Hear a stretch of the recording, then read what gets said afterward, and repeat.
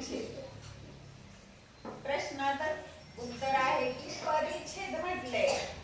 इथं एकूण 3 वाक्य असतात. एका प्रश्नाचं उत्तर लिहायचं नाही. एकूण 3 प्रश्न वाचायचे.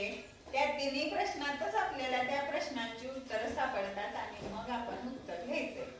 कृष्णाली प्रश्न वाच. घरासमोर टिंबटिंब आहे. घरासमोर टिंबटिंब आहे. बघा सिडा. पर्याय आहे शेत, दुसरा आहे अंगण, तिसरा बाग आणि चौथा गोठा. तर आपल्याला हे सर्व पर्याय बरोबर वाटतात. पहा, घरासमोर शेत आहे म्हणू शकतो, घरासमोर अंगण आहे म्हणू शकतो, घरासमोर बाग आहे म्हणू शकतो आणि घरासमोर गोठा आहे सुद्धा म्हणू शकतो. तर चारही पर्याय आपल्याला बरोबर वाटतात. पण आपण लगेच उत्तर लिहायचं नाही, कारण हा परिच्छेद आहे. प्रश्नातच लिहिलेला असतं सुसंगत वाक्यांचा परिच्छेद वाचा आणि उत्तर लिहा. तर 3 प्रश्न वाचल्याशिवाय आपण त्याचं उत्तर लिहायचं नाही. हा दुसरा प्रश्न वाचूया. संस्कृती वाच. टिंबटिंब त्या गोठ्यात राहते. टिंबटिंब त्या गोठ्यात राहते. बघा पर्याय आहे मांजर, गाय, कोंबडी, मेंढी. जनावरांचा गायीचा गोठा आपण शिकलेला आहे किंवा गायीच्या घराला गोठा म्हणतात हे माहिती आहे आपल्याला. तरी सुद्धा तुम्हाला वाटू शकतो मेंढी गोठ्यात राहते, म्हणून आपण तिसरा प्रश्न वाचायचा. हा तिसरा प्रश्न आहे गायीचे टिंबटिंब ही तेथेच राहते. तर गायीचं रेडकू नसतं, करडू नाही, पाळच नाही, तर गायीच्या पिल्लाला वासरू म्हणतात, म्हणून गायीचे येणार आहे. त्यामुळे उत्तर वासरू बरोबर आहे. तर इथं गायीचे वासरू ही तेथेच राहते. आता इथं गायीचा शब्द आल्यामुळे इथं टिंबटिंब त्या गोठ्यात राहते. कोण त्या गोठ्यात राहते? तर गाय. कोण राहते त्या गोठ्यात? गाय. आणि घरासमोर टिंबटिंब आहे. खालच्या प्रश्नातच आपल्याला लक्षात आले घरासमोर काय आहे? गोठा. त्यामुळं याचं उत्तर आहे गोठा. घरासमोर गोठा आहे.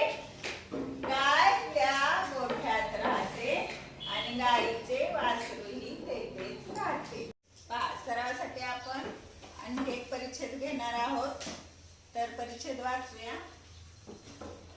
सर्वजण टिंबटिंब जमले. पर्याय आहेत घरात, वरात, कोपऱ्यात, मैदानावर. कोपऱ्यात, मैदानावर. आता इकडे बघा. सर्वजण घरात जमले म्हणू शकतो, सर्वजण वर्गात जमले म्हणू शकतो, सर्वजण कोपऱ्यात जमले म्हणू शकतो, सर्वजण मैदानावर जमले म्हणू शकतो.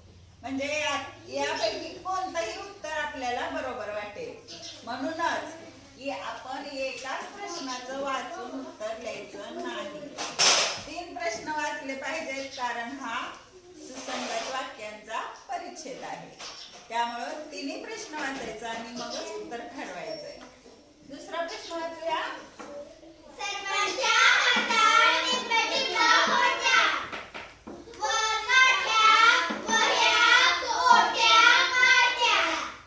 सर्वांच्या हातात टिंबटिंब होत्या. जर आपण उत्तर लिहिलं तर कसं चुकू शकतं बघा. घरात उत्तर लिहिलं तर सर्वांच्या हातात काट्या असू शकतात. वर्गात उत्तर लिहिलं तर सर्वांच्या हातात वह्या असू शकतात. कोपऱ्यात काट्याच न ठेवलेल्या असू शकतात. मग कोपऱ्यात लिहिलं तर आपण काट्या लिहिणार. मैदानावर जर मुले सर्वजण मैदानावर जमले असं उत्तर लिहिलं तर आपल्याला सर्वांच्या हातात गोट्या होत्या असं वाटू शकतं. त्यामुळं हे दोन्ही जरी प्रश्न वाचले तरी अनेक उत्तरं बरोबर वाटतात. एकच उत्तर फिक्स बरोबर वाटत नाही. तर आपण तिसरा प्रश्न वाचूया.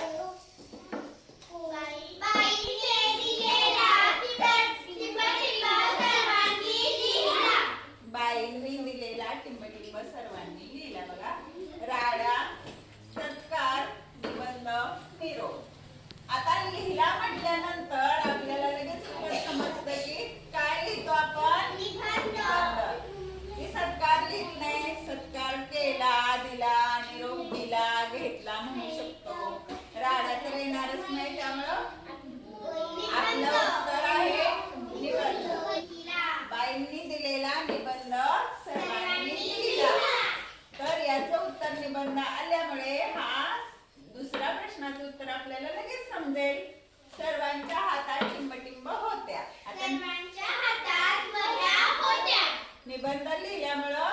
निबंध लिहिण्यासाठी काय पाहिजे? वही पाहिजे. त्यामुळे त्याचं उत्तर असणार आहे वह्या. आणि सर्वजण टिंब जमले. बाई आणि विद्यार्थी आहेत म्हटल्यानंतर ते कुठं जमले असतील? त्यामुळे पहिल्या प्रश्नात आवडल्यास लाईक व सबस्क्राईब करा.